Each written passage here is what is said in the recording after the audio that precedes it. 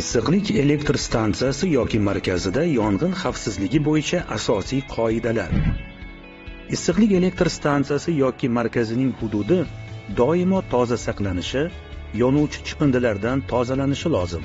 Binolar, yo'llar, yong'in gidrantlari va inventarlar atrofidagi yo'llarni materiallar va jihozlar bilan to'sib qo'yish taqiqlanadi.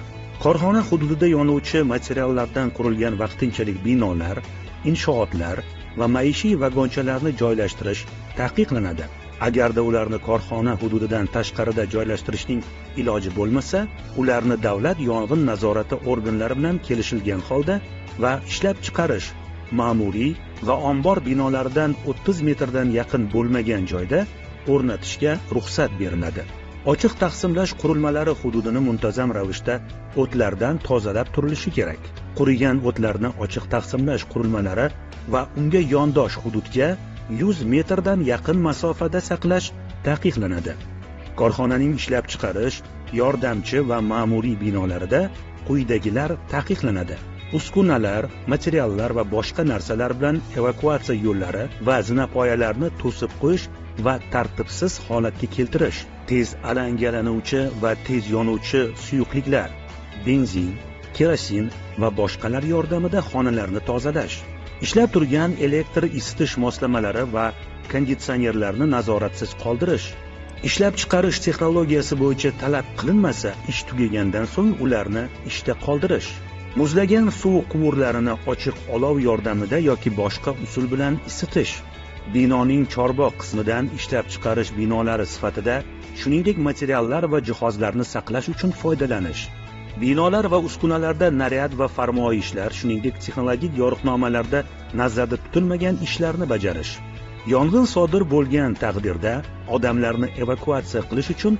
liftdan foydalanish, sex omborlari uchun bir vaqtning o'zida saqlanadigan tez alangalanuvchi va yonuvchi suyuqliklar, bo'yoq, lak, erituvchilarning eng ko'p ruxsat etilgan me'yorlari belgilanishi lozim.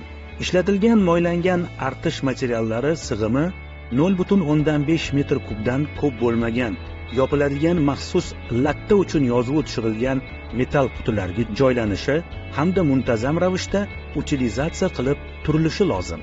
Issiqlik elektr stansiyalari va markazlari korxonalarida birlamchi o't o'chirish vositalarini qulay va ko'rinadigan joylarga joylashtirish uchun yong'in qalqonlari o'rnatiladi. Katta maydonga ega xonalarda, qozonxonalar, mashina zallari va boshqalar yong'in qalqonlari o'rniga yong'in o'chirish punkti o'rnatilishi mumkin. Unga asosiy yong'inga qarshi vositalar, birlamchi o't o'chirish vositalari, yong'in dastaklari, lom, bagor va boshqalar joylashtiriladi.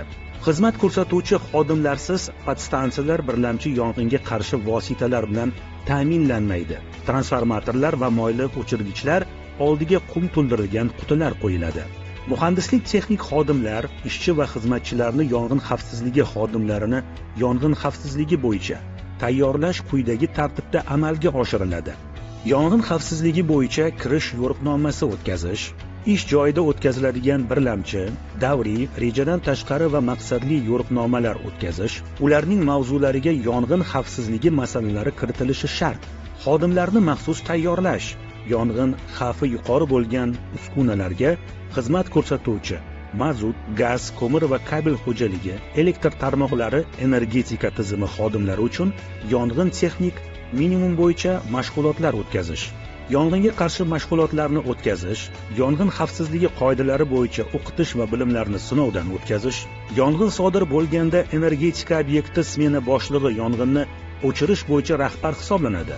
U quyidagilarni tashkil qilishi lozim: yong'in sodir bo'lgan joydan barcha begona shaxslarni chiqarish, yong'in sodir bo'lgan joyni aniqlash, uning tarqalishi va yangi yonish o'choqlari kelib chiqishi joyini aniqlash, avtomatik yong'in o'chirish tizimining ishlashini tekshirish va ishlamay qolsa uni qo'lda ishga tushirish, yong'inni samarali o'chirishni ta'minlash uchun tayyorgarlik ishlarini bajarish, korxona xodimlari va yong'inga qarshi vositalar yordamida yong'inni o'chirish, favqulodda vaziyatlar vazirligi bo'linmalarini kutib olishga, hudud bo'ylab xavfsiz harakatlanish yo'nalishlarini, suv manbalarining joylashishini, yong'in o'chirish mashinasini, yerga ulash joylarini yaxshi biladigan xodimni yuborish, Korxona, sex, bo'lim va uchastkada yong'in xavfsizligi uchun javobgar shaxslar rahbarlar orasidan tayinlanadi va korxona rahbarining buyrug'i bilan tasdiqlanadi.